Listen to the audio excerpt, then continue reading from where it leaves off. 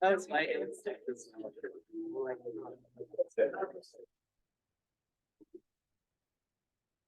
Right. Hello, everyone. The time is 7:07. Today is February 28th, the last day of February. I hope y'all had a good second, month of the year. It's already heading into March. We're gonna go ahead and get started. Next slide, please. Any guests may register to speak in open forum here. I will give everyone a brief moment to do that should they wish. Next slide. All right, and we'll now proceed with the land acknowledgement. We would like to acknowledge that we're meeting on Indigenous land, or we would like to acknowledge the respects to the people of the world, who are the time travel from Gawa, from Michelle, Indian and indigenous people in the community who have been become part of the land and territory that is Europe. We are very well represented with the honor back and other people who have created this great with the practice of ongoing dispossession and local violence. All right, thank you so much. First roll call. Everyone, please fill out the first roll call. And I'll play some music while we wait.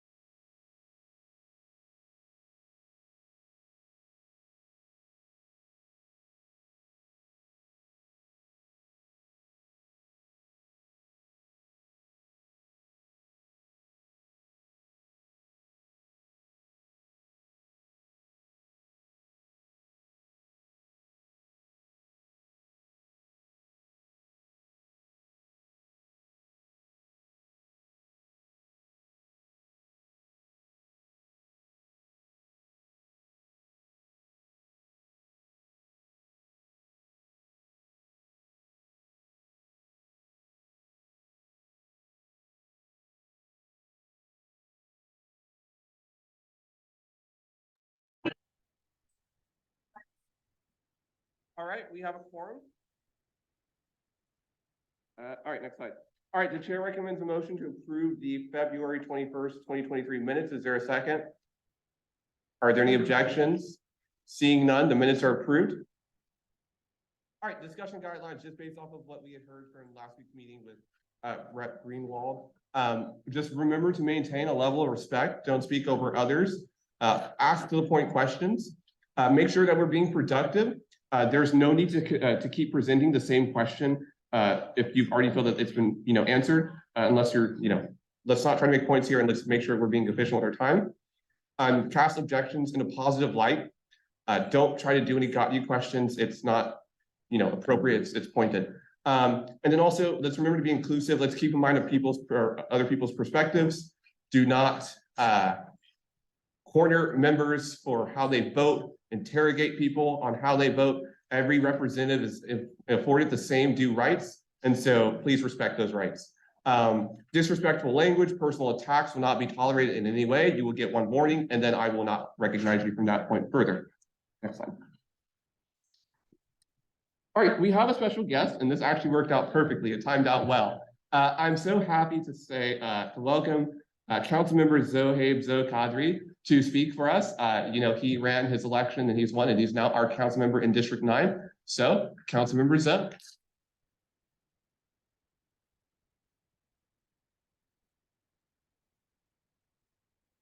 Like just coming up here.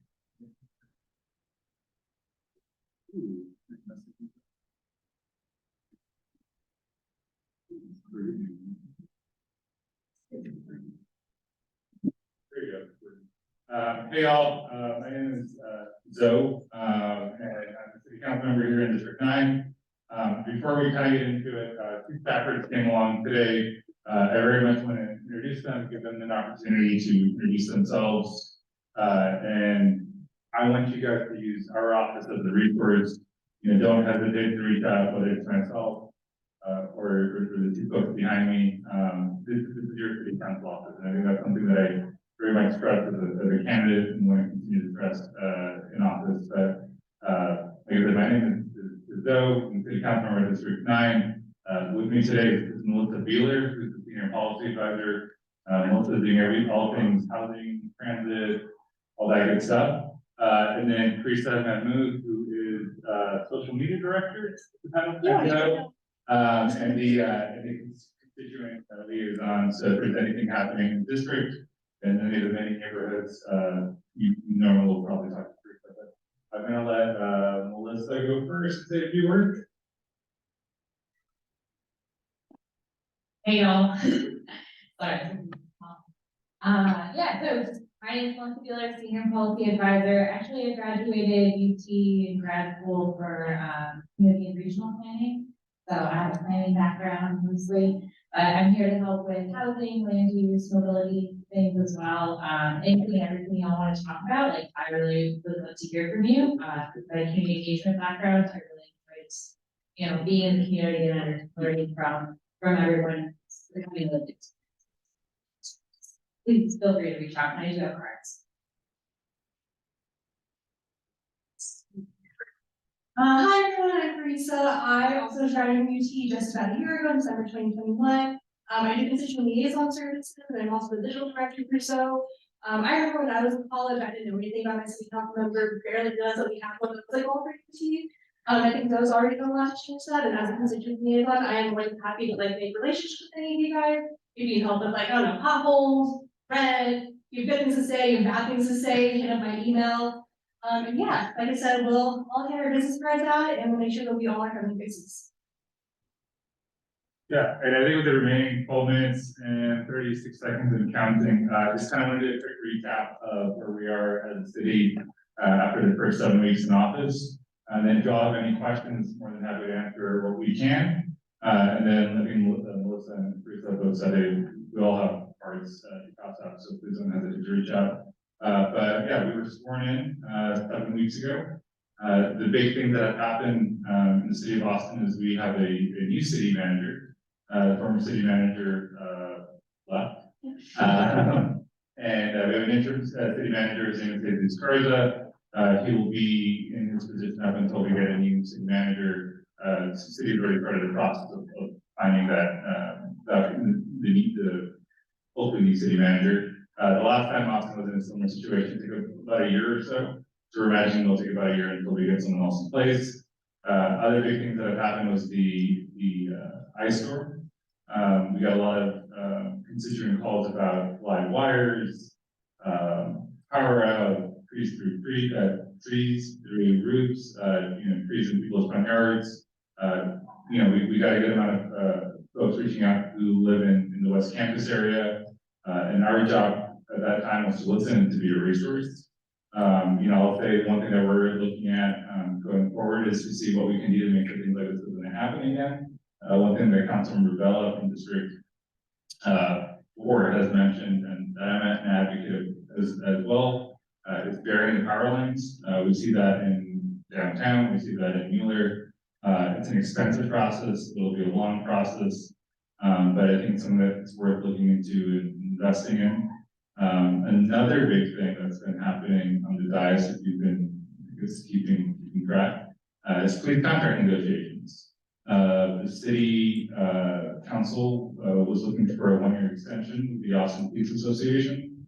They want a 4-year contract, and with the city, some folks in the city, but one of them being myself, wants to do is make sure that the voices of voters is heard come May. So there's going to be a really important May election with Prop A and Prop B.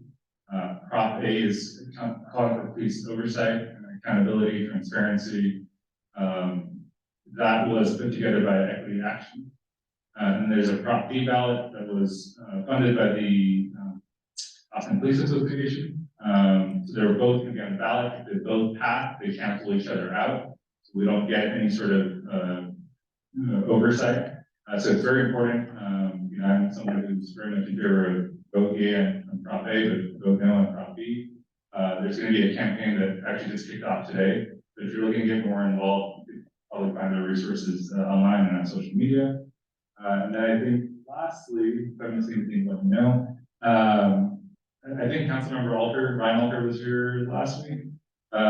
You know, there is a resolution that Ryan had put forward on affordable housing at UT, St. Ed's, HT, and ACT. So I think working with his office along with the other co-sponsors is really important for us, but also making sure that us having UT in our district to look at things we could do more specifically around West Campus.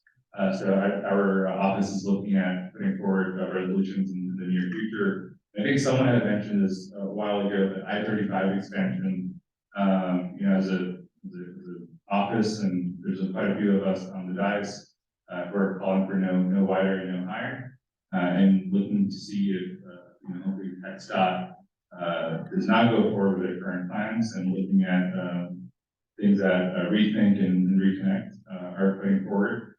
It's extremely important because the impacts of what an expansion would look like will last for way past all our lifetimes. So it's extremely important to do it right and to be very intentional and deliberate, and not just have bad piece of policy we can ram down our throat. I think that's it in terms of the goals. Huh? March 7th is the deadline for public comments are at 35. So if you have any more questions on that, I'd like to get your comments heard. It's be a good resource for that. One thing that I think if anyone is interested in, there's the Daily Texan. I don't know if there's any other student newspapers. Okay, well, Daily Texan is the one I like. If students want to write an op-ed, I think that's extremely important to make sure that your peers know what's going on and hear your voice on the issue. I think one thing that we're planning on doing is writing an op-ed and shopping it around different publications here in Austin, and also some national publications. I think it's an extremely important matter that doesn't get the attention that it truthfully deserves. And I think that's one thing that we often see at City Hall. It's not as sexy as what's going on in the state capitol or going on in DC, but it's extremely important. The decisions that are made at that little building, that little 3-story building in downtown, affect our lives on a daily basis. And that's one of the reasons that I ran. But if anyone has any questions on I-35, housing, transit, public safety with this police contract mess that we're in, more than happy to answer anything, or if you just have a general question. And if not, I'd be happy to leave any information up front, and y'all can grab something. All right, thank you so much. We'll now enter Q&A. Are there any questions? Representative Pena? Representative, thank you, Councilman, for being here. Just a quick question, if you could elaborate on your thoughts on the university neighborhood over. Yeah, no, you want to go into it a little bit? Yeah. So Uno is the concept that you see in West Campus. Are you talking about in relation to what Brian is advocating for? Yeah. Yeah. So from what I believe, and it is, there needs to be a lot of work on that resolution. I think there's a lot of things that we can do outside of it, but I think he wants the concept of Uno in all these other by all these other universities. So to each HT to have its own version of Uno, which we can see in West Campus, and for Virginia to see it. I truthfully don't know those other campuses as much. I also went to UT, and the other two campuses are not in that district. From what I understand, there are apartments by St. Ed, but you don't get that same situation at HT. Is that correct? Yeah. So I think in a lot of places, it's going to be easy to, I don't want to say easy, but it's going to be more possible to make that a realization. In other areas like HT, I think you're going to have to become a little more creative to kind of execute that. Any other questions? Representative Hayes? Hi, Rep. Hayes, Architecture. In reading that the Project Connect has been progressively scaling back its ambitions, and is even considering like putting light rail at grade through downtown. Do you have any updates on that? If they're doing- I'm sorry, could you repeat that last thing I just heard? The last bit I didn't hear. Sorry, yeah, I heard that they were considering keeping the rail at grade instead of burying it underground through downtown. I think it's that. Do you have any updates on that? No, I don't have any updates. I mean, what I'll say about Project Connect in general is that, you know, I think in the past few years, several years, folks in Austin, whether it be students or longtime residents, have had to make tough decisions. And I think the project with Project Connect is no different than what the city has to do. It's a tough decision to make. But this has been something that has been, that folks in Austin need, what they want and what they deserve. For me, how I see Project Connect is, I'm not in favor of, cutting away at any of the fat. I think we need to just go forward and imagine it how it was intended to be implemented. And I think it's important that we see a Project Connect that connects us as a city. And I think what we have often seen in the city is a lot of equitable transit in our east part of town, in a lot of black and brown neighborhoods. And I think that's what the reason why Austin is one of the most segregated cities in the United States. It's the reason why Austin is the largest city in the United States with losing Black population. It's the reason why, you know, I always go back to that picture during the winter storm of 2021. You had the west side of 35, like nothing was going on, and east side was pitch black. I think it's important, you know, we're one community, and it's important for us to be connected in such a manner. Any other questions? 1 minute and 40 seconds. All right, thank you so much. We're gonna stand at ease briefly and take a quick photo, and then we'll reconvene. And I'm gonna leave.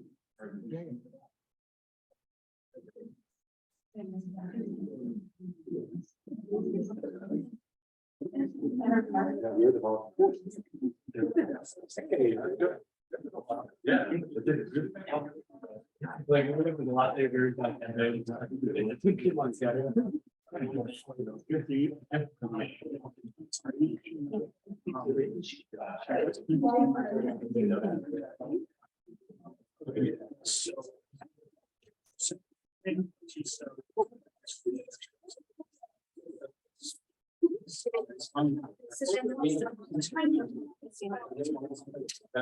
Yes, and it's for the project built like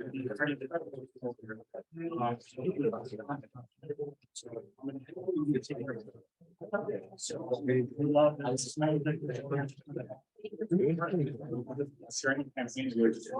Who's, yeah, it was it.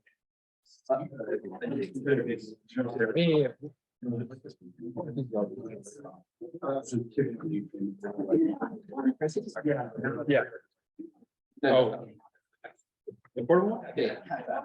Now it's a little more student oriented, we're just trying to. Trying to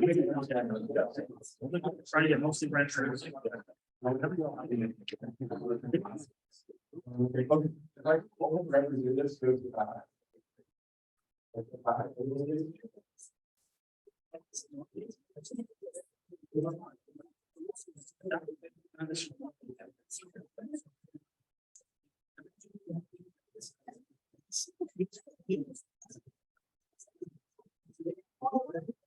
Or whatever it is, I guess.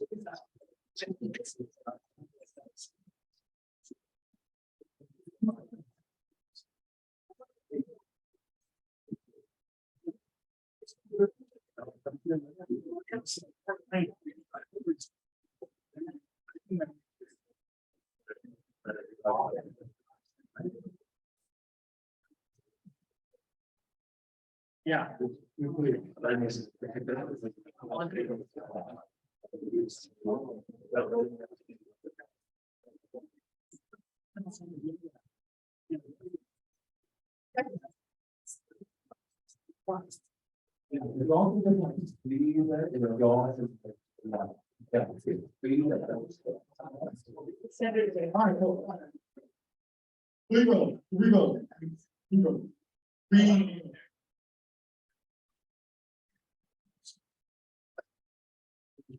We're gonna use the word fathers, come on, come on, come on, we didn't put those words for no reason, we just start, come on, okay.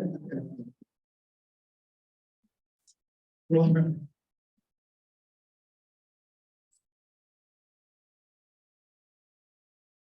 Yeah, I think we need.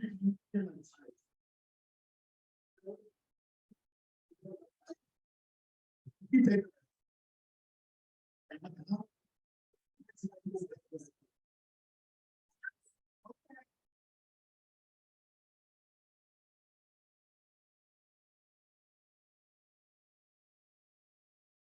Yeah.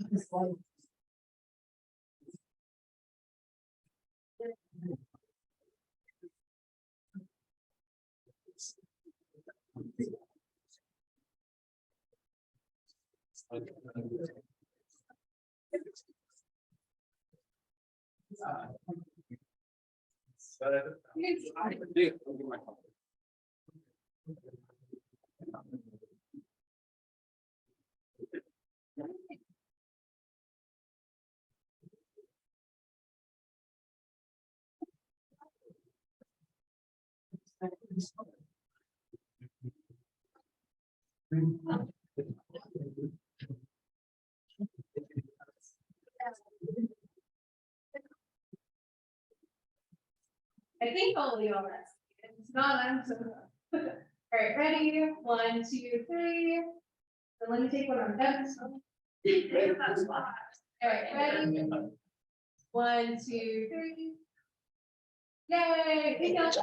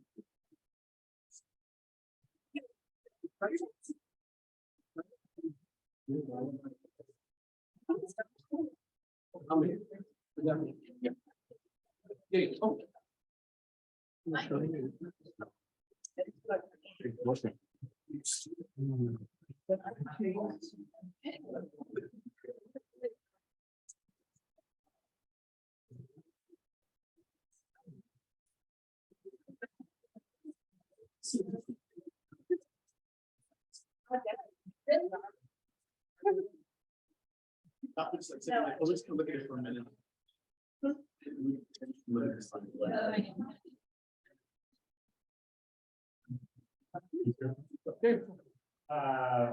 So we are unfortunately having to head out to another event, but I do want to say, please don't hesitate to reach out.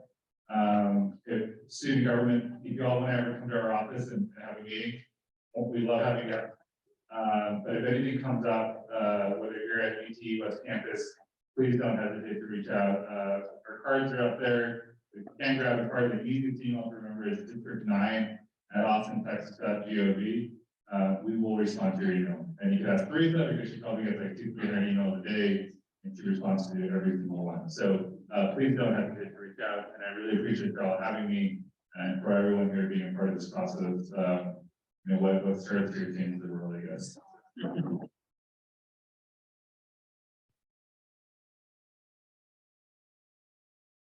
All right, I'm going to call us back to order and we're going to proceed as usual. Next up should be open forum. Yeah? Yes, okay. All right, let's see who is registered for open forum.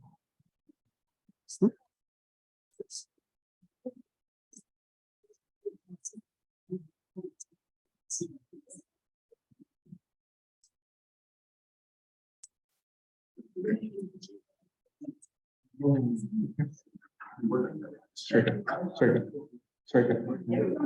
No, you can go. You just go. You just go. All right. First up is Representative Alex Richard.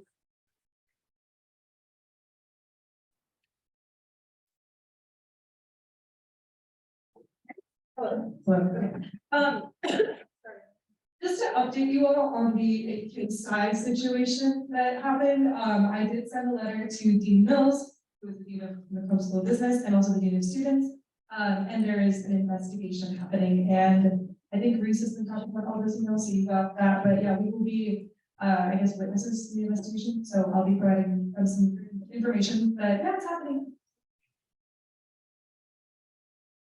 Any other announcements?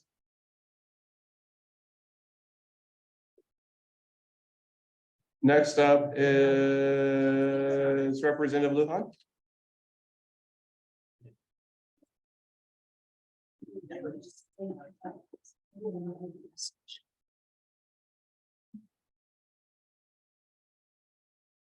Hi, everyone. My name is Carla Lujan. I'm representing University Y, and I just wanted to say that I know that today at 5 p.m. Campaign and for the ballot for everyone to vote has closed. It was my first time campaigning, and I just wanted to say that everyone here was so supportive, and it was such a great environment, regardless of what the team you're running for. I've never campaigned before ever in my life, and I just want to say this is a great opportunity, and I wish the best of luck for everyone, and reminding y'all that it's very taxing sometimes, but just take the time to relax. And I really, really enjoyed it, and I love like seeing y'all have fun and speed. It's really made my day, and I'm going to tell you guys I'm very grateful for all of you. Thank you.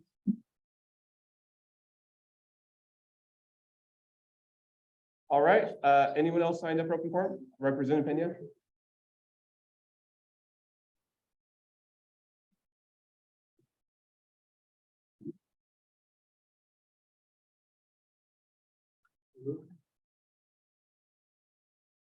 Hello, you good? Yeah. Hi, everyone. Just want to let you know, something really important is happening in the West Campus Neighborhood Association. Something that's been gone for a long time is coming back.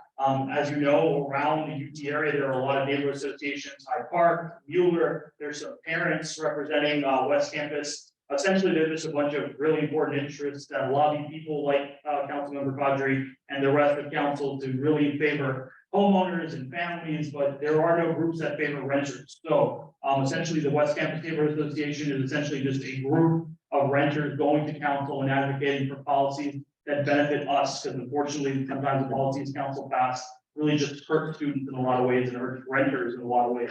If you're interested in joining whatsoever, if you're interested in leadership whatsoever, please reach out to me. We're just trying to get it off the ground. It's been dead for a while, so reach out. But yeah, if you're interested in any of that, please let me know. All right. Are there any questions for the representative? Seeing none. All right. Are there anyone else wishing to speak in open forum? All right, we will move forward.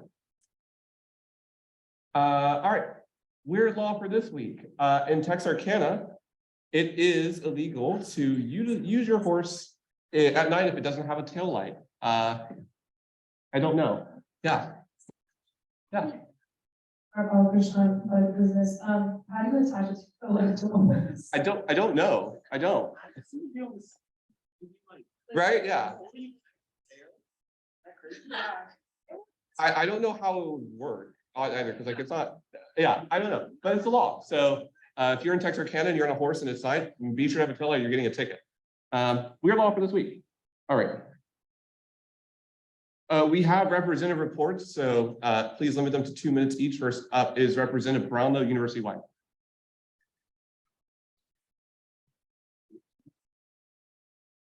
Yeah,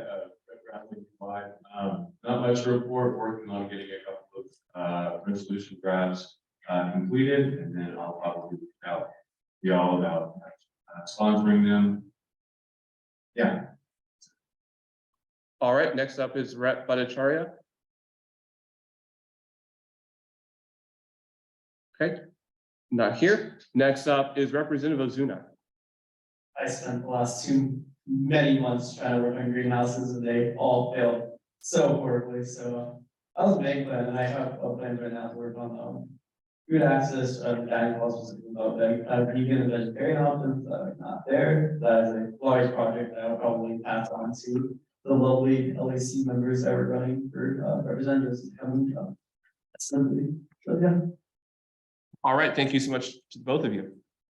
Next up is ex officio reports. Does anyone from Graduate Student Assembly, Senate, external appointments, agency policy directors? I don't see any policy directors here, so Okay, next slide. Office of the Dean of Students, Marcus, do you wish to report anything? No reports, okay. Executive board reports. Okay. All right, next slide. Yeah, no, go back. Comms. I don't know if Leland if carries with you or not. Do you want to say? Oh, hi, everybody. I didn't update my slide. I don't really have anything to say. I hope you all are doing well. All right, next up. Financial Director Wynn. No consult, I'm planning to, they don't know that I'm asking for refund or return plans, they're all stuff to me. Okay, so one of them comes aside, so endowment governing board, thank you so much for everyone who helped support the endowment fund. Those are now slow, endowment governing board. For registration dates, they're out there. Quick office updates, Arts Week, Leland was so kind of booked all the rooms, and we're continuing this, logistics planning on our end. SG Gala, if you have any ideas, please let us know this week, I have a funny email, long email that you can respond to, your targets, make sure that gets going, I'm super excited about the project there. I did turn in our FFPC app, so I'm just waiting for an interview date, to kind of go over the details about that. Realistically, we'll probably just get the same amount that we usually do every year, kind of how it goes. Like every last week, informal financial audits are coming soon. We're almost done with the agency, just had a 2 stragglers, and then I do have to go over with the exec board and any reps that did some special projects with us this year. And then speaking of special projects, last day for application is the Friday before spring break. So please make sure you guys work with me and Sarega because there's deadline coming up very, very soon. Unrelated, but the co-op board of directors special election is open now. Those open at 5 p.m. So you can go to utexasgo.org and on that, what happened there was that they were missing and someone on there, so they are open until Thursday 9 a.m. And then just in general, congratulations to everyone that participated in the campus-wide election, either as a candidate or just voted. Sure, you all know because you all got elected one of these positions. Very, very important for our neighbors. Yeah, thanks. Representative Holloway has a question. For the director. Can you? For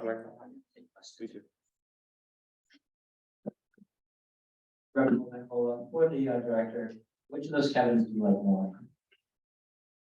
Oh, I thought they were the same. Are they not the same? All right, next slide, thanks. Are we missing someone? Wait, so, hey guys, sorry I couldn't update my slide, but just some updates from me.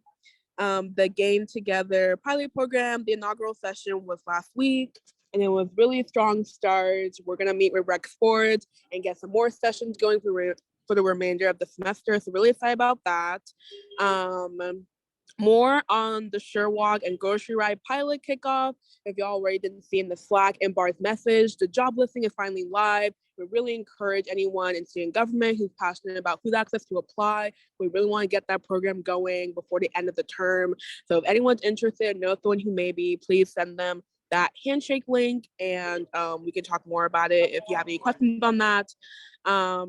And Campus Environmental Center, they really want to get started on a Sustainability Justice Coalition. So if anyone's interested in being part of that, let me know, because we really want to solidify that partnership. Since Fun Facts CEC actually started as an agency of student government, and they do a lot of really great work with Microfarm. So if anyone's interested, let me know. And then SSBC meetings will start next week, and we're going to be doing deliberations for the applications that closed last week. So that's it for me. Thank you. All right, thank you. Next up is the president. Hey y'all, I did update my slides. So currently in DC, March PSAC meeting agenda was sent over, the draft was sent over to the Dean of Students and Dean Lilly. So hopefully they approve that and get back to us pretty soon. Tentatively, the topics are talking about a first responder organization, which has to do with like Longhorn EMS and a proposal they've been pushing for a couple of years now. Senate's bringing back up the registration proposal, and then graduate student assembly has to do with like graduate childcare and healthcare. And then some other stuff. This was on there last week, but I just want to keep promoting that the banquet RSVP is still open.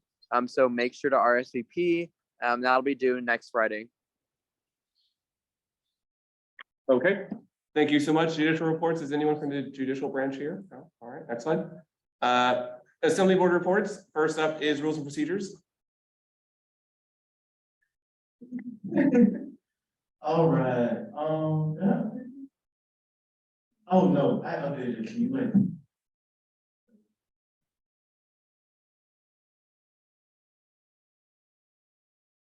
Now I'm gonna just sing the national anthem for my brain. Yeah, I know. Never do that. All right.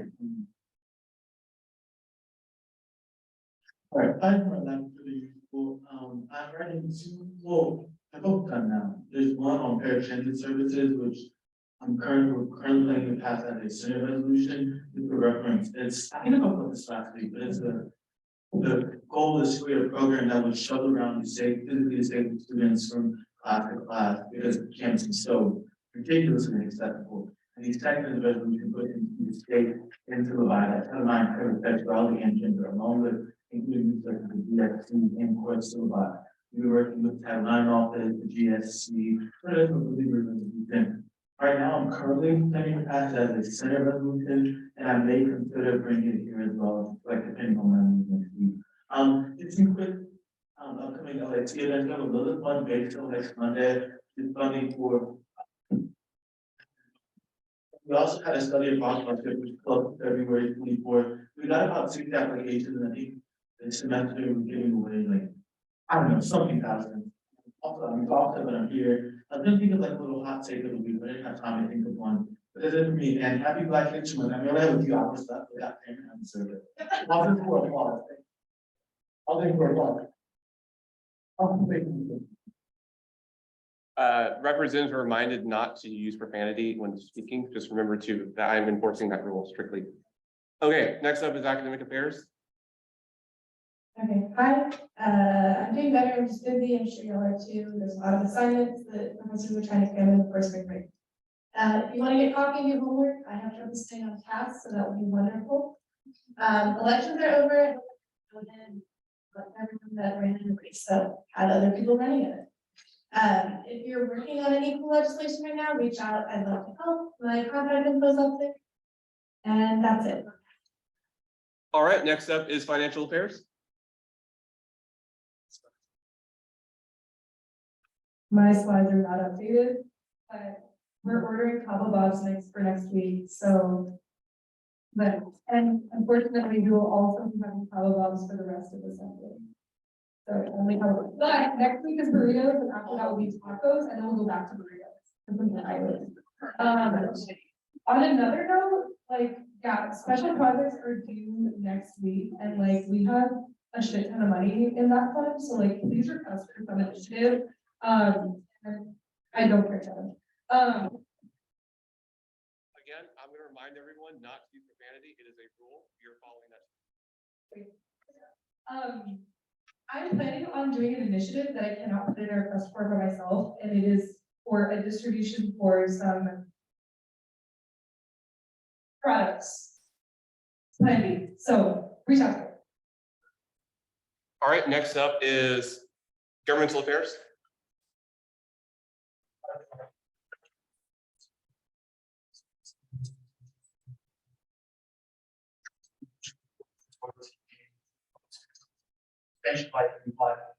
Always incredible things happening as the council of Travis County Commissioners Court. If you're interested in following along with any of them, please.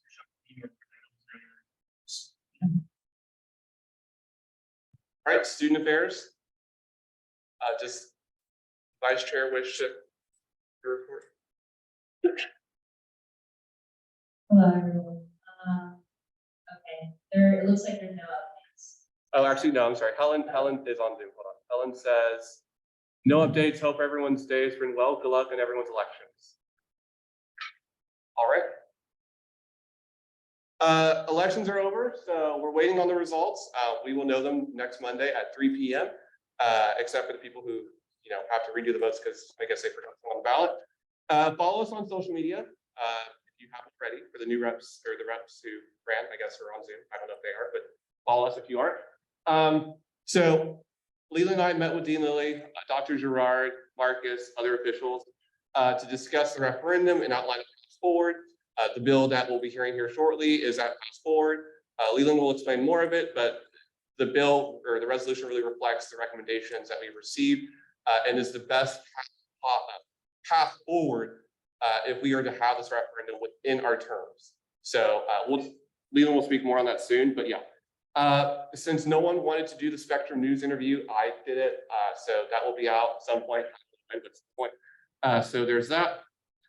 Results agency report will be released hopefully next Tuesday to you all, so y'all can get an idea of what what agencies have been doing throughout the entire term, and if they've used the money that has been allotted to them. All that will be provided with y'all next Tuesday, and it will be a report made available to the next assembly as well.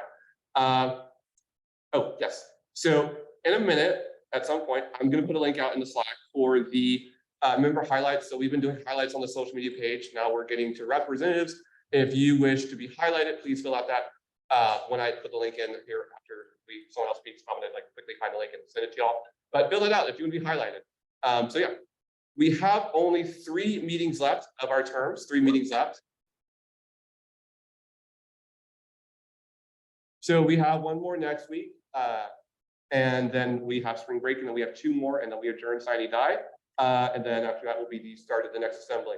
That being said, if you have any resolutions, any bills, any legislation, they need to be submitted for next Tuesday. They more than likely probably will have to be fast tracked. I need to look at the rules again because I'm too specific on that section. But if you have anything that you're introducing, needs to be in by Saturday at 11:59. If you have an extraordinary circumstance, I may waive that, but generally Saturday 11:59, email me, please. Yes, the final assembly meeting will be fun. It's March 28th. Transition materials are also in full swing. I have just completed the new representative training, and so result is going to go through it, and we'll update all the formatting, make sure it's consistent everywhere. It is my intent to do the new member and returning members, so those who ran again and who win, if they do, you also will have to go through the orientation again. Everyone will, as consistent with precedent that we followed. That will be done during spring break, and so that's consistent with last year as well. So yeah, also, I did want to say this. Today was the oral arguments for the student loan debt hearing regarding that, and that was a very interesting hearing. I don't know if anyone listened to it, but the ruling of that should be coming out maybe in June. So yeah, but just putting that on y'all's radar. Yeah, next slide. So this is the Speaker of Assembly report. If you want to shout out someone, please go ahead and fill that out. If you want to provide any anonymous feedback, also go and fill that out. I'll give everyone a brief moment should they want.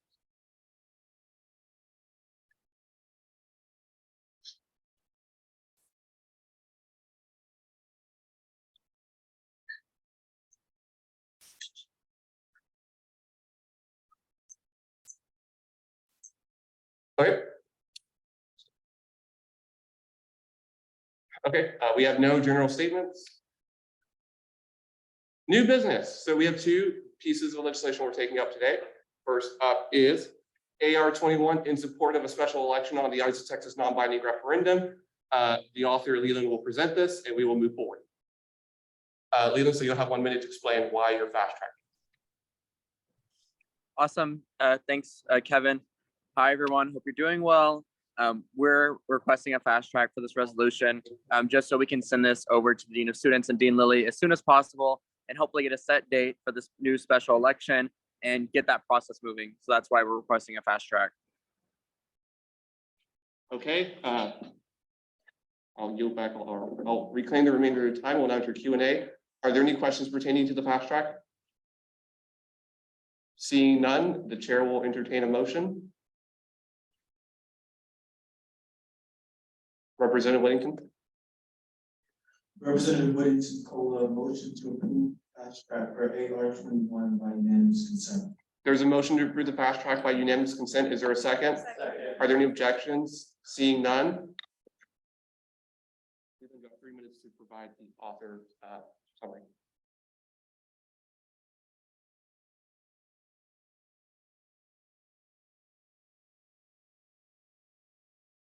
Leland. Wait, I'm sorry, Kevin. It's very loud here. Could you repeat what you said? Yeah, you'll have 3 minutes to explain your author summary. Okay, perfect.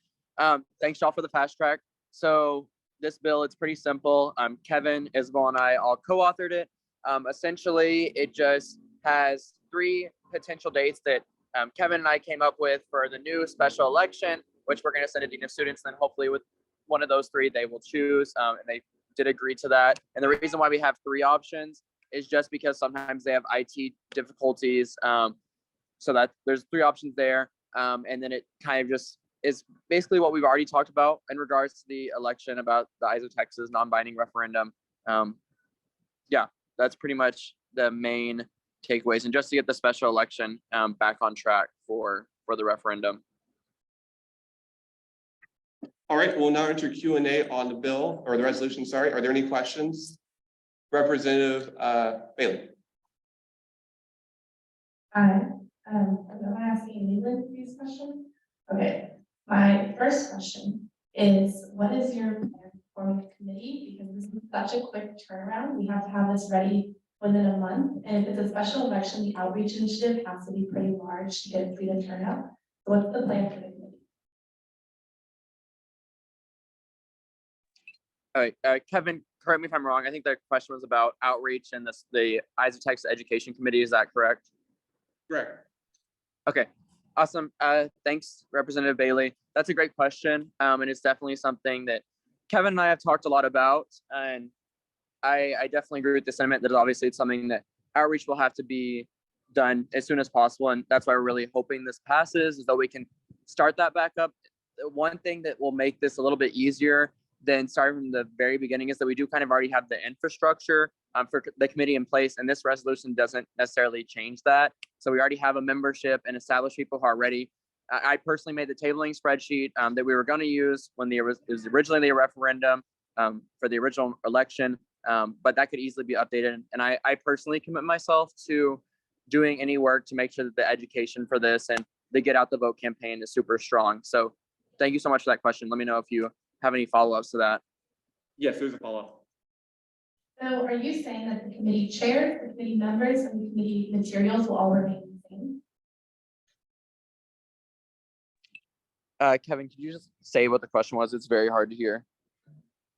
Yeah. The question was, are the committee chairs, committee members, committee and materials are going to be remaining the same? So it's about committee membership and materials. Right, and the chairs. Yeah, I personally don't see the membership nor the chairs changing. Materials, I also think would stay mostly the same. I think to be a little bit more in compliance with Dean of Students, they might be a little bit more non or bipartisan, you might say. But again, we have that infrastructure and there's no reason to reinvent the wheel. Representative Basilis. Representative UTSG. So given the fact that this is a special election after the campus-wide election, and under your FAQs, the state that the turnout is very low for the student population during campus-wide elections, are we expecting an even lower turnout at this election? And I do have a follow-up. Yeah, I mean, I think that's a great question. I mean, I'd probably say it most likely will have a smaller turnout just because, you know, it's not the general election or the general campus-wide election. Though I will say I don't necessarily think that's a bad thing. And that I think that the people who really care about this issue, which I think are the people that we can get motivated to turn out, and I will say this, to turn out against the Eyes of Texas, I think those people will still be motivated regardless if the election was at the general date or this new date. So I don't necessarily think that's inherently a bad thing if we really want to get people to turn out to vote against the song. Just my personal opinion about that. But I think just the basic question is, I mean, probably it will be a smaller turnout, but again, that's just speculation.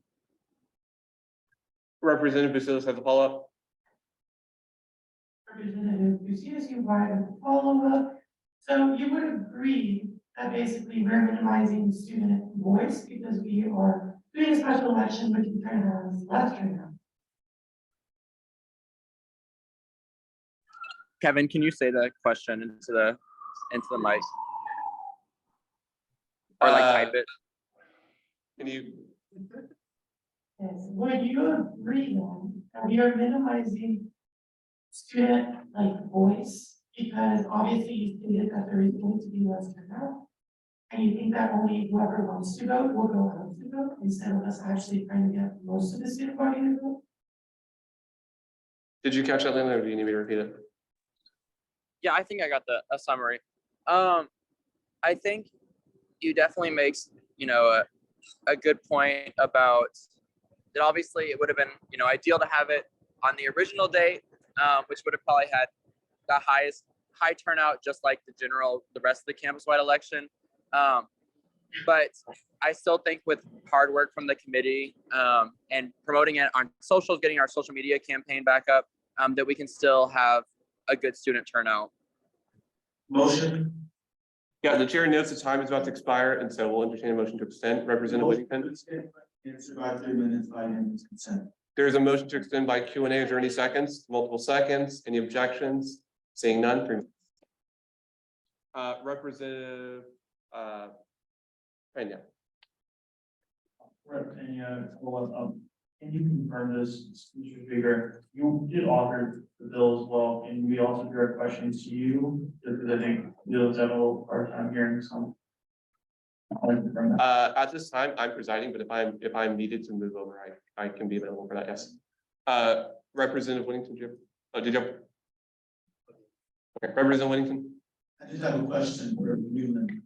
My question was, do you reach out to members of the committee other than yourself and the co-chair of the previous committee, asking if they would be okay with continuing to work with the same committee, or do you just assume they have the confidence over it? Okay, I think I heard most of that. But Kevin, if I didn't catch all of it, let me know. I believe Kevin did speak to the previous chairs and members on the committee, and we'd also sent the resolution out in Slack as well. And I think Kevin also did talk to the current chairs of the educational committee, but Kevin, correct me if I'm wrong. So I'm presiding, so I'm not going to comment on impending legislation, but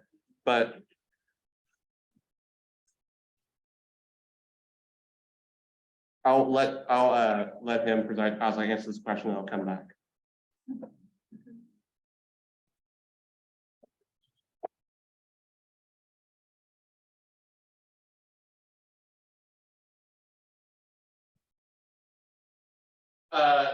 So to answer the question, no, I have not spoken with Adrian or Helen directly regarding if they would like to remain on the committee. Any other questions for Kevin? Adrian?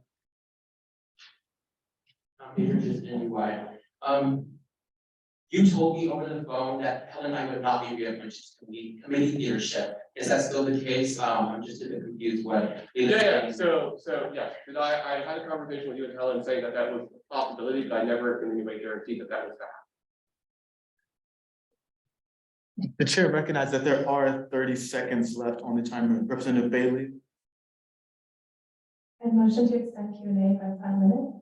By, Second. is there a second? Any objections? Hearing none, Q&A is now extended. No problem. Representative Castillo? Representative, you're right, like, this is gonna be actually part of the reason for Kevin. Would you agree that this bill is censoring us, given the fact that we are able to release any statements and we have to say neutral when student government is technically the voice of the student body, so it's not losing the censoring us from making any statement?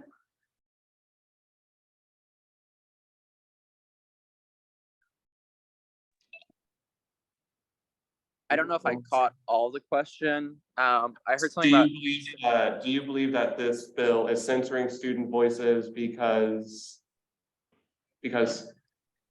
Student government, it's censoring student government, because it says that we can't take a stance on anything or say anything regarding the referendum. Okay, yeah, no, that's an interesting question for sure. I don't think this bill or this resolution is anything about censorship. I think this is just truly trying to make sure we have a special election, because at this point, ideally, we would still like to have one. So I don't think this has anything about censorship, and it's just about trying to get the special election back on track. Representative Holomack. Representative Bailey. Hi, again, I have a question about the materials that we will be using. So if we are not allowed to take a stance, we're not allowed to reflect any bias in this education campaign, wouldn't that change in the materials we're using and in the structure of the committee? So we would not be able to use the materials before? Do you think it would change the materials and structure? Yeah, I mean, this is something I think we can talk about probably after this hopefully passes. My personal kind of opinion on this, though, is that I don't really think we have to change up the currently existing materials. I mean, maybe for some compliance issues, keeping it looking seemingly more non or bipartisan, however you want to frame it. But I think the implementation of that is more up to us and less about, I think there'll be less eyes on that. But yeah. There's a follow-up question. My follow-up question to that is, shouldn't these things have been decided before we come picking the date? Like the date for this referendum, all the date options are a month from now. That gives us a month. We should have the committee and the materials decided at the start of that month, which is today. This just feels really rushed. Do you think that those things should have already been decided?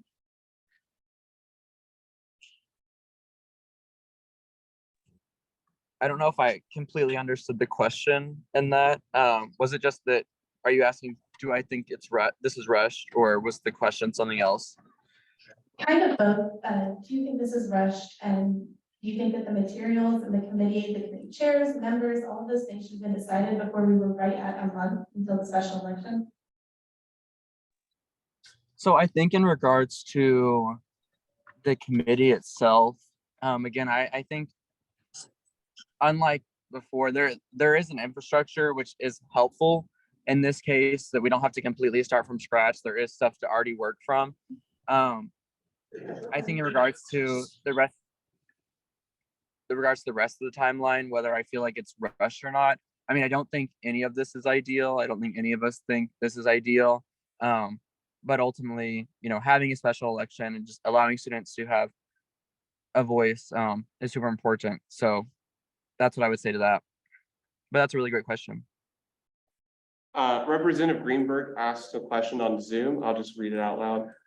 If there is a non-binding referendum, why even do a special election? Wouldn't it be just as effective to do a poll or a survey among the student body? This isn't necessarily changed. It was always going to be non-binding. So this doesn't change from what was previously established. And then there's a follow-up. When SG does tabling and get out the vote efforts for the special election, are members obligated to remain neutral in their positions on EOT, or are SG members and SG social media accounts able to promote their own stance or bias? Motion. The chair is going to reclaim the remainder of time and notes that the time has expired. There is a motion on the floor. Motion to accept question and answer by 5 minutes. Representative Whittington moves to extend Q&A by 5 minutes. Is there a second? Are there any objections? Seeing none, 5 minutes. Leland, do you need me to restate that question? No, I got it, and I can see the chat. Yeah, no, I think, a lot of the materials, if we do have changes, then we can try to talk about after this passes. Though I will say, I think that, this resolution in itself, isn't taking a stance. This is just reaffirming that we want to have a special election about the referendum. But I will say that, even if we want to keep stuff just factual, like what's happened, we can always reference that technically SG itself did pass the bill. We passed the bill a couple of weeks ago. I'm taking a stance. So we've kind of already passed that through a separate bill. And though I think those are things that can be brought up during our educational campaign, while also trying to be, nonpartisan, or at least expressing potentially other various perspectives on this issue. But this, again, resolution itself isn't taking a stance. It's just trying to get the special election on track. Representative Tristan.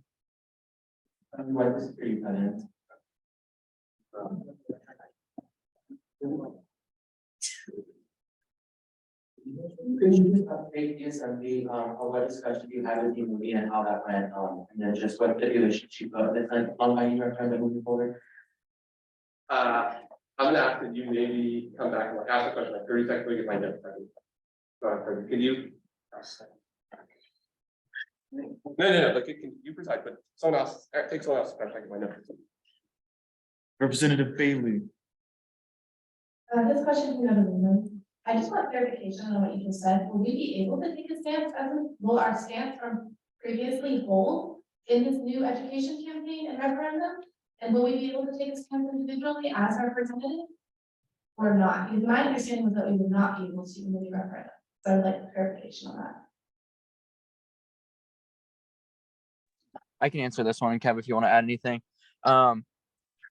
This resolution itself doesn't, change or affect the previous stance that student government took on the Eyes of Texas. So that still stands. And in the meeting that we had last week with Dean of Students, they didn't say that like that resolution was like nullified or anything like that. So that is itself still stands. So, and I think those are things that, when we're finalizing the materials that we want to use or editing the previous ones, that's still something we can talk about, is that SG is taking a stance, even if we, frame it as like, oh, well, here's the various perspectives, but, SG itself has taken a stance on it. But this doesn't nullify that bill. If I can balance it as well, just want to say, like, per our constitutional obligation, section 10(4) states that we are not taking a stance on any referendum. And so we cannot take a stance on this referendum. We cannot endorse a particular side. Yes, we did condemn the song, and which we can do, but we cannot directly then go and say, we tell people, vote this way on this resolution or on this referendum. Vote yes on the song, vote no. We cannot do that. What we can do is take a stance on the song, and we did. What is your point of order? So the legislation, had been presented before this assembly, dividing like following our rules and regulations of the assembly. It is violates Title 2, Article 1, Subchapter 3, Subchapter E, Section 3.27B. The authors and the sponsors are the same. The elect can also not sponsor the legislation given that he's not a sitting representative. Also, the authors and sponsors can be the same. The speaker, Kevin Roberts, will not be on board. The member will bring their point of order front. Wait, the point of order was taken under Adrian. He's coming.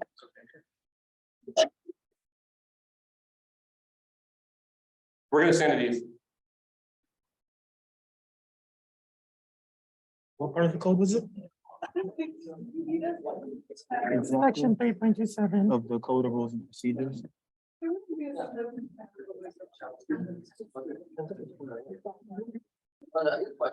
Yes. Why didn't Michael Rand make it into the minutes? One thing at a time. One thing at a time. Oh, okay. Yeah. Oh, okay. Can you get? Fair enough. The one control, but yes.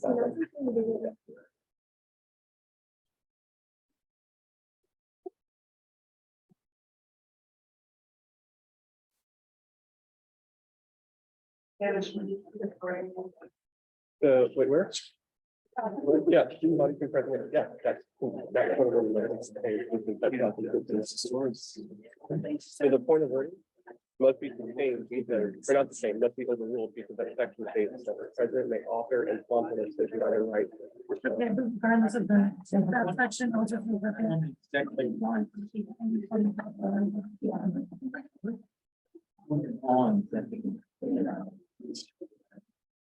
Are these? So we're going on the rules that were provided to us back in August. Okay. So let me say, so I don't know what, what they mean by executive laws, but even then, because I am offering and sponsoring it, there are still two people offering and sponsoring it, which is still annoying. But, we're getting more degree. Well, only the new one, not the old one, although it's the possibility to do some responsibility.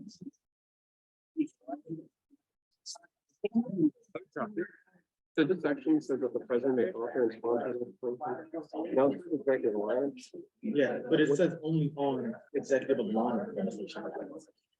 So I think the question that we consider this executive. Executive law. Person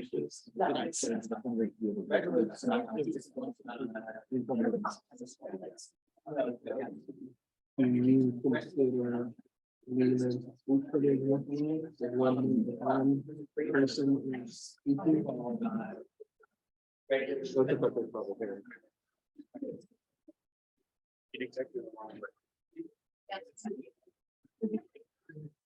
And what is one? Kevin included. I think so.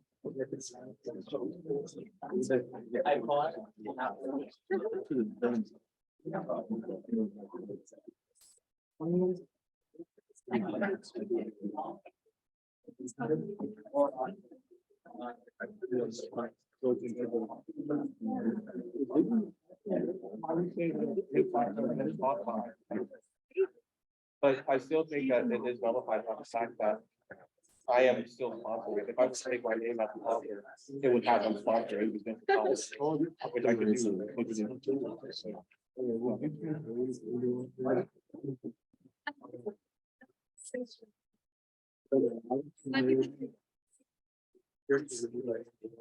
There's no way to say we can, there's no way to say we can't. And what people will want to.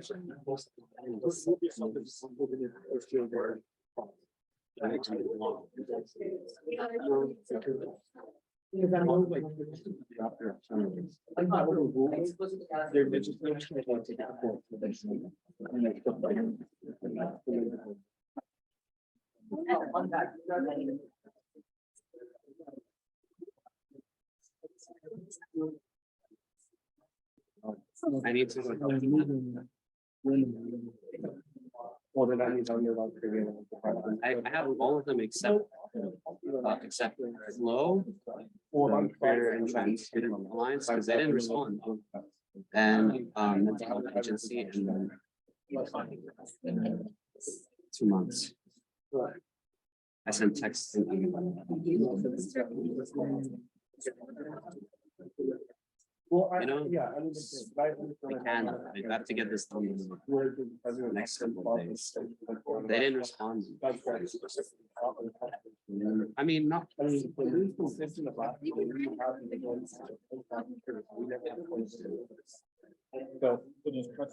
right, and you can look at Bill's. We will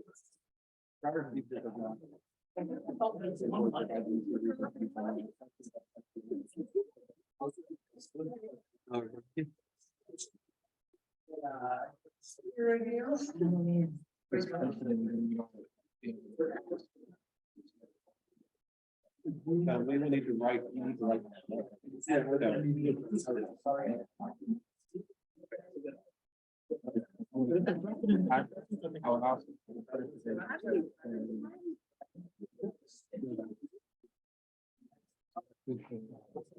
Yeah, I think so. Any member may appeal the ruling of the chair, and if they also do everything. I can show you how to. I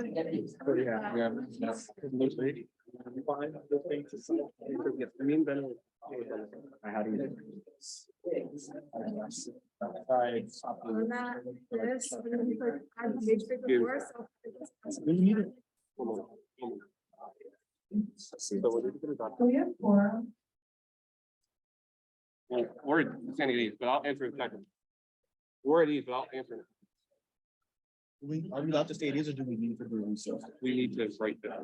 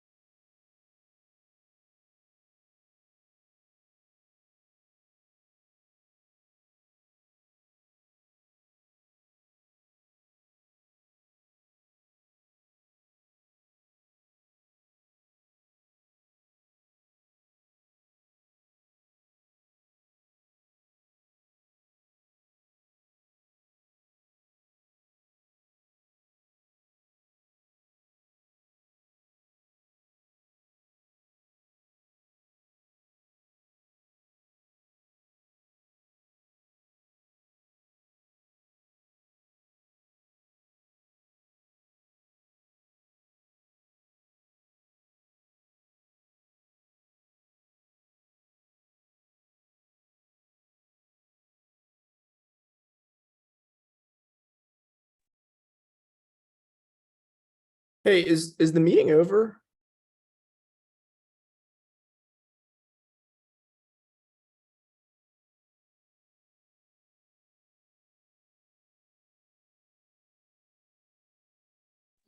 I don't think so. I think they're talking in person because I think a point of order was called.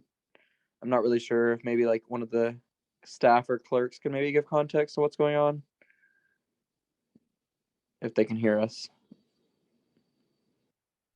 Okay, thanks, dude. Yeah, of course.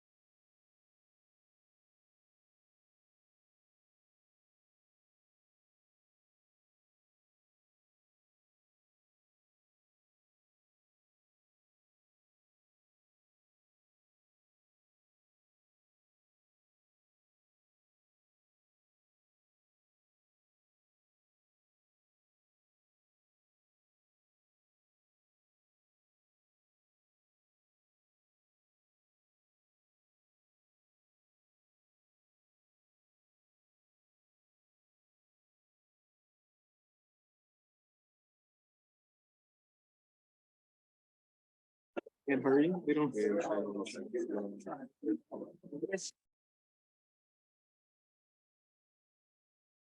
All right, the assembly is now back in order. Please return to your seat. I just had it on my agenda. That's why we had it up. Eddie's again. Sorry. Yeah. Or yeah, I'll just put it on my phone. Yeah. I wouldn't get it.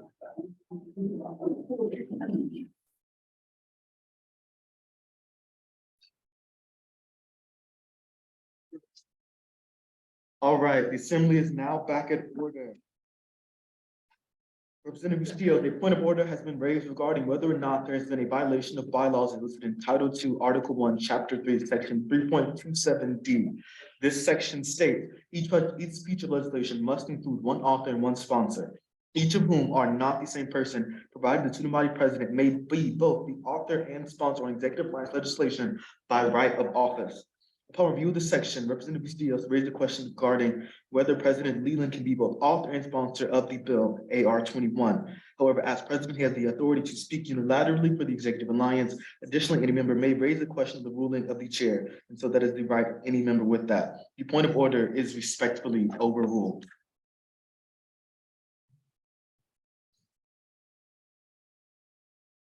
Now we are back into question and answer. Are there any questions for Kevin or Leland? Representative Balakrishnan. I'd like to introduce a motion. What's your motion? My motion is to overrule the overruling by hand vote.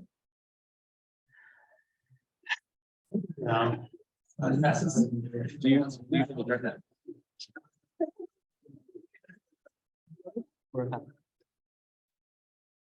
What's the question? Exercise that. Or overruling of the chair. One moment, second. 1 second. Send that document to Slack so we can. Yeah, so. Yeah. The parliamentarians will drop the ruling in the Slack shortly. Give me 1 moment to discuss the threshold for the overruling by the chair. Thank you.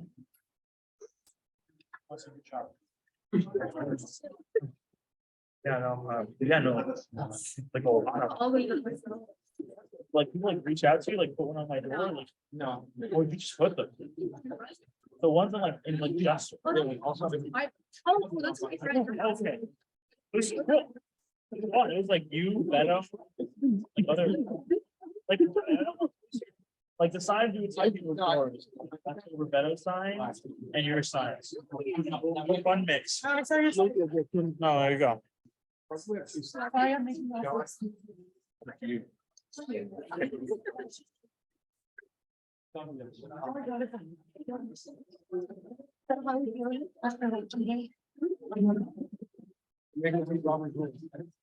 It's easier to go through the online.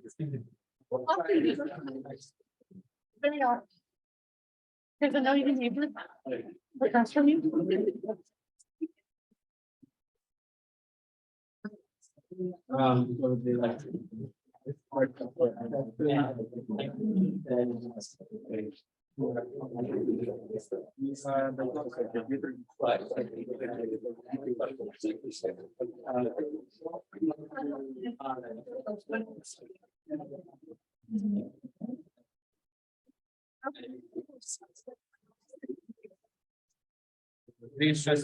When I'm saying, I'm assuming it's a simple majority.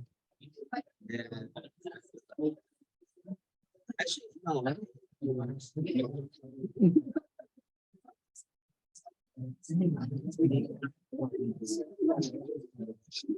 I know.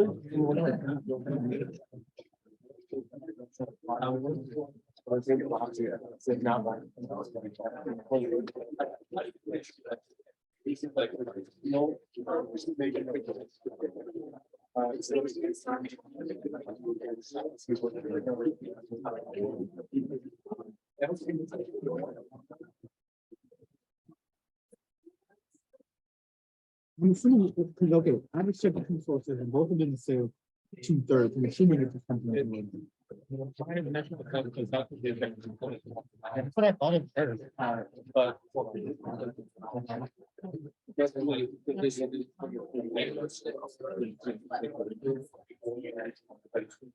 This was me. In a media thing, so. I already checked what to say. Isn't it just? We'll say it.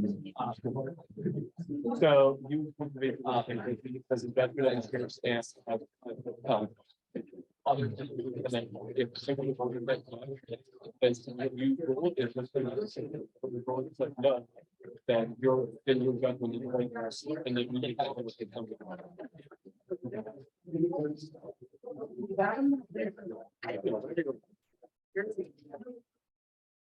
All right, the assembly is, oh, sorry.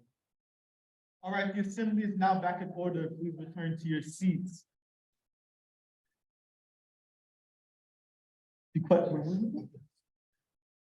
The question of the chair.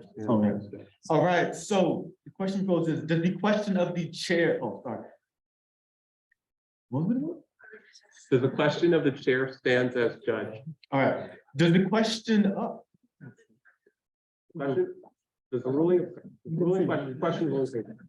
question or ruling of chair stands as judge? All right, the question is, does the ruling of the chair stand as judge? Just for clarification, a yes vote in this would be agreeing with my ruling, and a no vote would be overruling my ruling, and we go with what the assembly wants. So all in, need a motion. Because the question is, does the ruling of the chair stand? So a yes would mean it stands, and a no would mean it does not. Recess then, because that phrase, that question that you just said is different.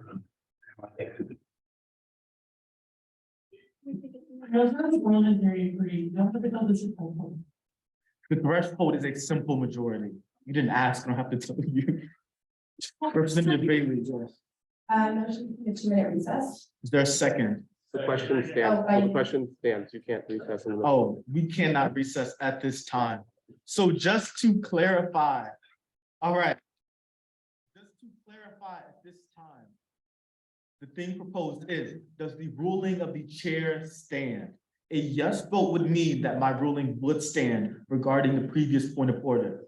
A no vote would mean the ruling does not stand. We would go with what the assembly wants. Does everyone understand that? I'm genuinely. Yeah, can we put on the screen so we can at least read it? The what? The ruling? And I think I'm. Okay, that's right. Yeah. Did you have a parliamentary inquiry? Is that what you're saying? No, I just wanted to see what it was though. Okay, so you are observing the ruling. This is the ruling. Voting yes would uphold this ruling. Voting no would overrule this ruling.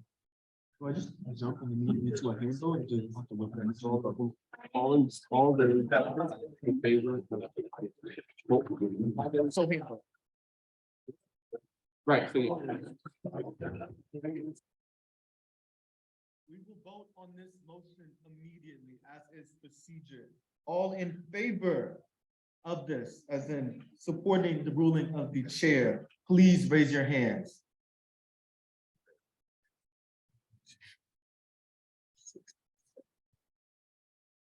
All right, any opposed?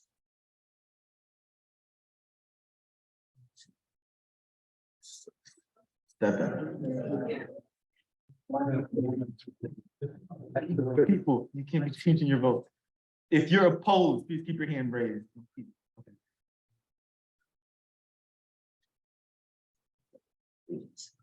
Okay. All right.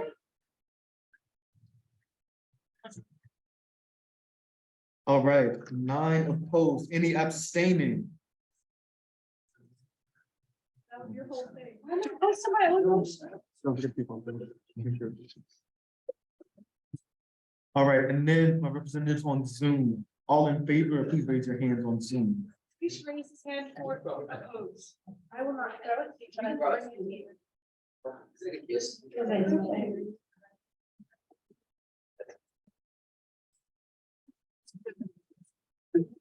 Clarifying, all those raising their hands right now are voting for the ruling of the chair, correct?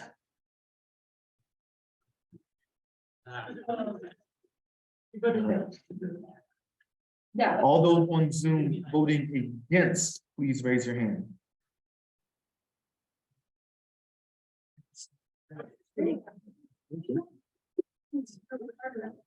All those abstaining on Zoom, please raise your hand.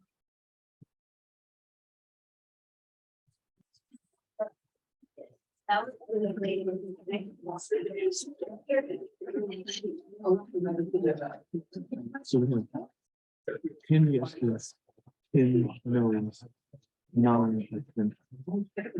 So the question is, it says that there's a tie, and which then does maintain the abstention, do you consider them? Yeah, together in 5. Okay, did you vote? No. Oh, okay, I'll vote.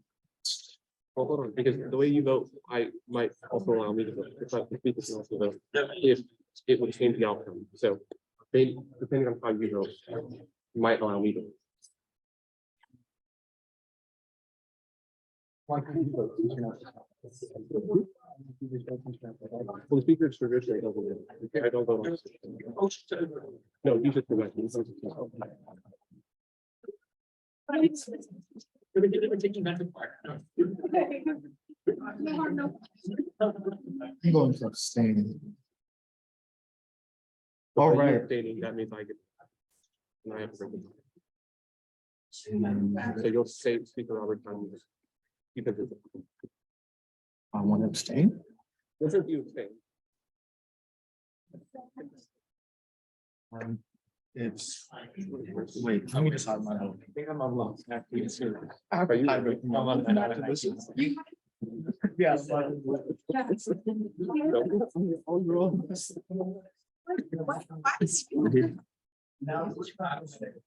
Speaker doesn't vote.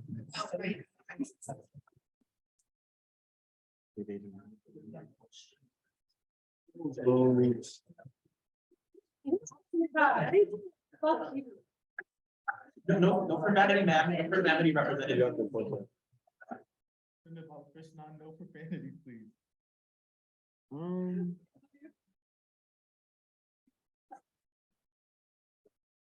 You know, what's going on? Yeah, I'm writing them down. Are you gonna vote? Profanity.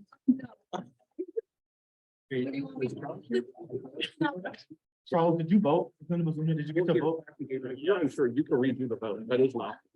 Right, you can redo it. We will, there's a lack of confidence in numbers, so we will re-vote on the motion. Quiet, please. All right. All in favor of upholding the ruling, please raise your hand. Those ones you can raise your hands now too. All in favor of upholding the ruling, please raise your hand. Represented by Chris.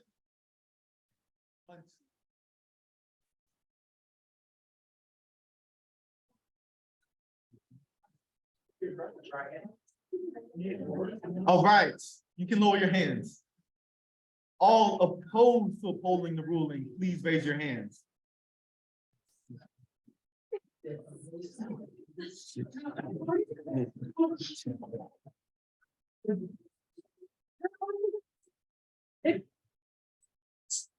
Representatives, quiet please, and quit changing your votes. 1, 2, 3, 4, 5, 6, 7, 8, 9, 10. All right. All those abstaining now, please raise your hand.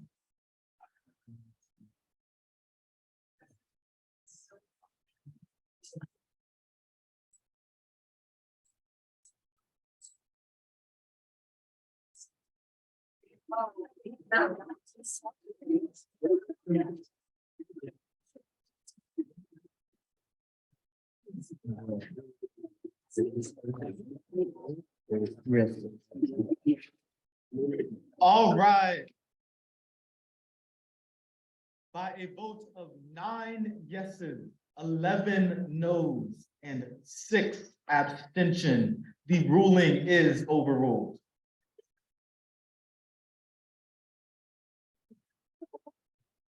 So we can't consider that, right? So that means Did you count the Zoom votes? Yes, I did count the Zoom vote. I counted them along with the others simultaneously. Then you did, I told this. So we're done with the but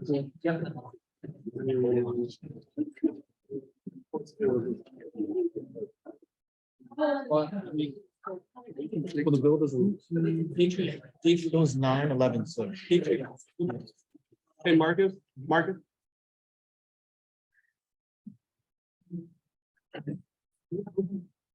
The assembly will be at ease for a hopefully brief moment.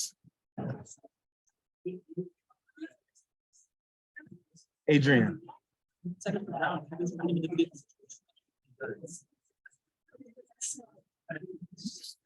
If there is no motion.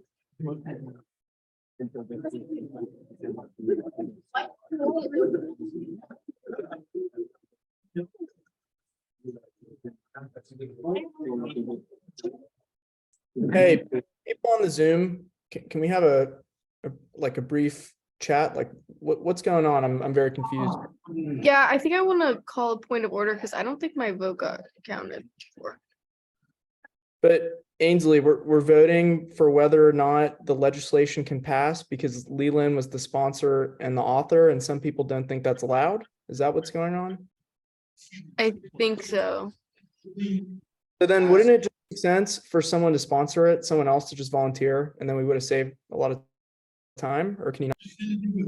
The ruling has been made. We have moved on. Whether it's indefinite or permanent, that's another thing, but. Okay, please. All right. As a result of the overturning of the ruling, the legislation is now tabled. Whether that be indefinite or until someone brings it up again would be up to the assembly. Does everyone understand that? Representative Balakrishnan. Motion to table the legislation indefinitely by hand vote. It's already been talked. Definite or decided.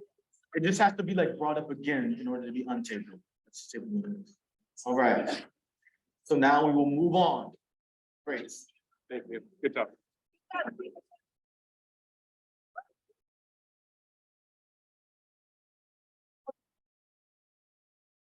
All right.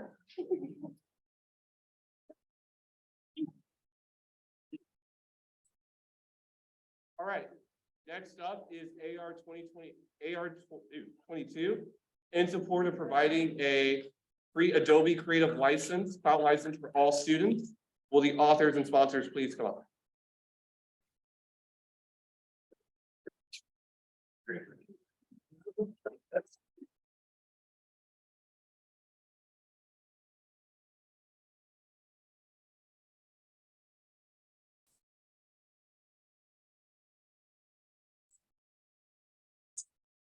No, you're ready. Hello, everyone. We're here today to discuss our initiative in support of the university providing free access to Adobe Creative Suite on personal devices. So the Adobe Suite is a collection of programs ranging from photo and video to PDF and music editing software. And in recent years, it's become an industry standard for entry into the job market. Many classes in the College of Fine Arts, the Moody College of Communication, and the School of Architecture require the use of its programs, but they don't subsidize at expensive costs. So this resolution began as a common student concern in the Department of Art and Art History, as students were struggling to complete their assignments and learn the Adobe software before they graduated. And then after consulting with other departments in the College of Fine Arts, a couple members of student government, and partnering with the School of Architecture, we found that this was actually a concern that was happening campus-wide. So due to equity concerns, intellectual curiosity, Adobe's nature as an industry standard, and the university's lag behind several other universities and colleges in providing these critical technologies, this resolution demonstrates student need for the university to provide free Adobe licenses on personal devices. Not only is it required for the daily workflow of several majors within this university, those assignments that you spend all-nighters and several days and several weeks on, but it is also an industry standard for the diverse world of creative fields, and often is still executed requirements for job applications. And then amount of economic capital that a student has should not be a barrier to their career and academic aspiration. Student testimonial from a radio, television, and film major states, my entire major is based around creative work and experimentation. We not only need the Adobe Creative Cloud for our required assignments, but we needed to take our education further outside of the classroom. UTSA provides the Adobe Suite software free for all of their students. We are the richest school in America, and we should not be an exception to that same privilege. So currently, the university offers the Adobe Suite on computer lab computers for free, and the campus computer store offers a 9-month deal for $195. While these are a start, they are not nearly sufficient.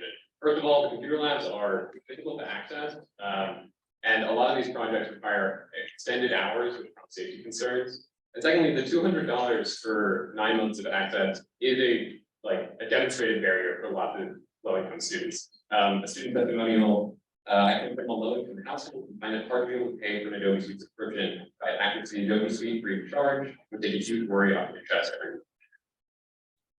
Free access to the Adobe Creative Cloud can also benefit students in the form of promoting intellectual curiosity. The core values of UT Austin are learning, freedom, discovery, leadership, and responsibility. The time has elapsed. The chair will entertain a motion. Representative Bailey. Wait, can we do it another time? Right, yes. I motion to extend the time by 3 minutes.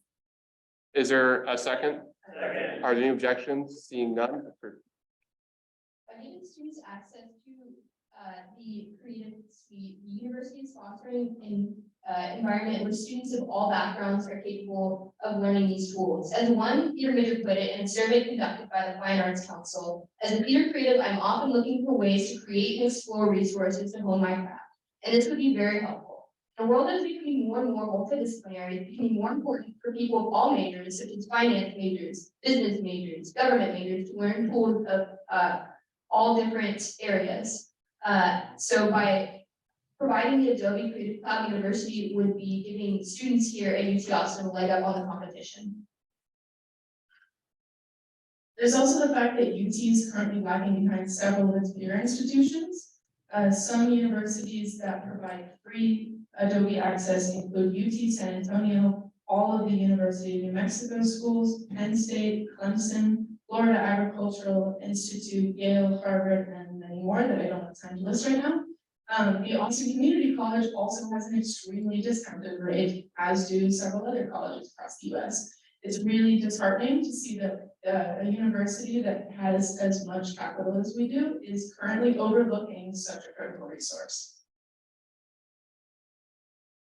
In conclusion, we're asking you all to vote for this to support the students that you've heard from tonight. Not only will these skills dramatically benefit students while they're here on campus, they will last with them as they continue on into the workforce.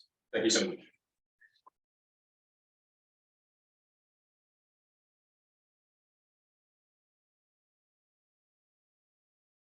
Okay, we'll now enter Q&A. Are there any questions for the representatives and authors? Representative Whittington? So, we also read a student version of this today, and the question I suppose is, what was the estimated cost of taking over to this, and were we all planning to secure the funding from? So when I spoke to an Adobe salesperson, they gave an estimated cost of $13,800,000 annually. However, that's just the cost that they're giving me. That's without taking into account the university would be negotiating with Adobe salespeople. And right now, the university is going through a re-centralization of IT here. So this could be a really great opportunity within that reformatting. In terms of where the money would be coming from, likely this is going to be from private donations and from grants from the university. However, like Sophie said, this is just the estimate that they're giving us students. They have not been, they've not been very social with the students, but they work with admin well. There's also in Texas right now, there's a growing movement to get Adobe Creative Campus for many universities. So Texas Tech University right now has a similar initiative growing in their design part department. And universities have a really strong record of being able to barter with Adobe salesmen. Y'all asked them for estimation, that just like based on the amount of students that you have, with the estimation based on, like, did you ask like, oh, what would the price be for the university, what would be the price be like estimating students? So that includes faculty as well as students, so 55,000 accounts. Thank you. Representative Greenwald? Does that include grad students as well? Yes. Just as a follow-up statement, but not a question, I apologize. Representative reminded they can only ask questions, not statements. I'll end it with a question. It's kind of obscene that they would claim it would cost $13 million, given the fact that the law school offers Westlaw and Lexis to students, which costs over $100 a search, and they're able to provide it at free cost for the students. Have you considered speaking to Adobe about similar partnerships with that? Or if so, would you be in favor of suggesting that to whoever your contact is in the faculty? Yeah, we definitely look into other software that the university provides. We're going to be using that in our argument to the administration that services like Qualtrics, Statista, Intel, SolidWorks, there's already programs on campus to provide those to students. I know SolidWorks is super expensive, but you can apply through certain courses to get access to it. So definitely looking at previous applications the university provides and figuring out a way to argue in favor of Adobe will be on our agenda. I hope that answers your question. Sorry if it didn't. No, it does. I was just saying, feel free to use those three because they're pretty expensive services. It's Westlaw, WebConnect, and Bloomberg Law. Are there any other questions? Just a quick follow-up from the architecture's perspective, that's a great point that you bring up. And the reason why software companies are able to do that and provide their software for students to use for free or extremely discounted rate is because in the industry, this will allow it to be integrated as a standard. And so that will compel firms and companies that have the capital to purchase from these software.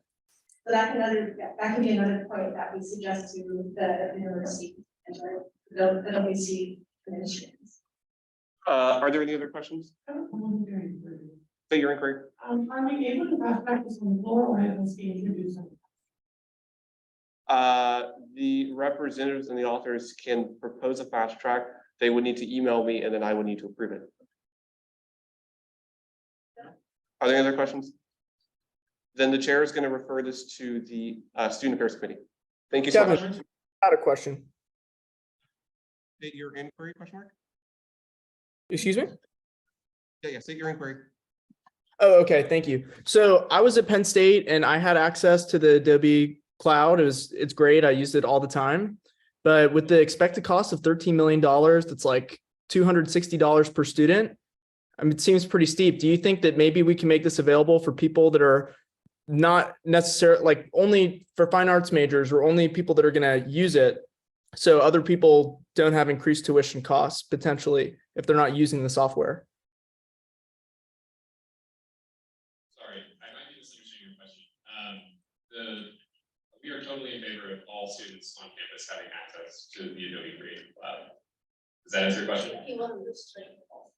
It is a possibility to provide it to certain schools within the university. I know Syracuse University only provides the Adobe Creative Cloud for free for their fine arts college as well as their architecture college. However, we want to make sure that we're promoting the Adobe Creative Cloud for free for all students on campus. So Representative Goodell.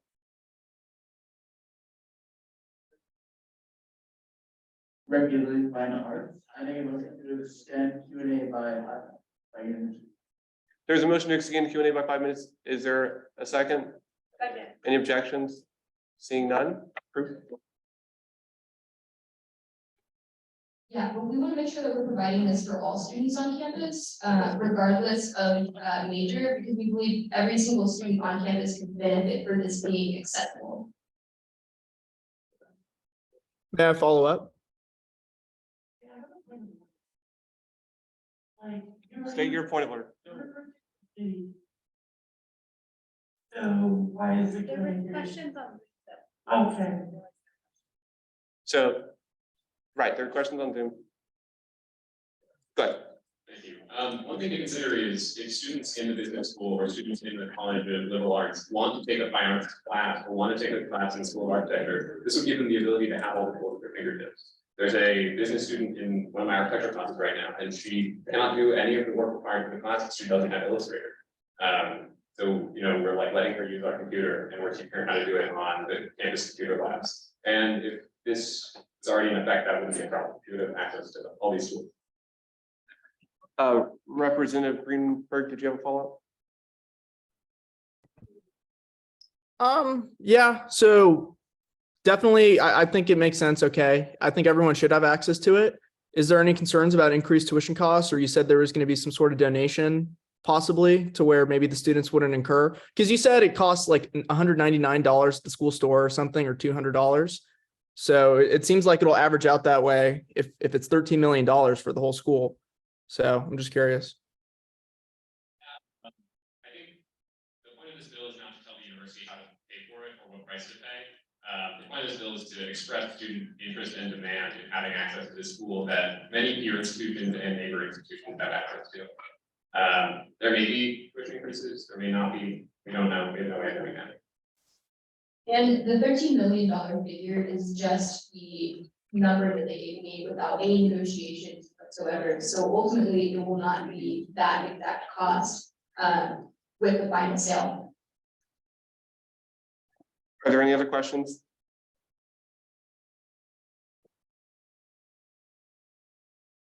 The chair is going to reclaim the remainder of time, and the chair, say your inquiry.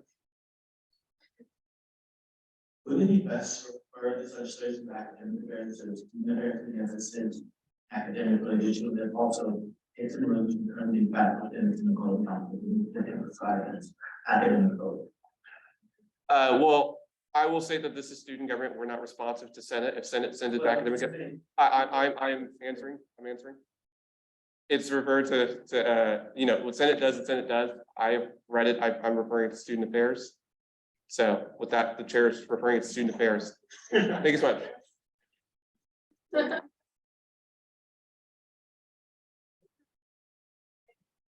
Motion to refer the bill to academic affairs rather than student affairs by Hannah. Second. It's academic. We need to overturn the ruling.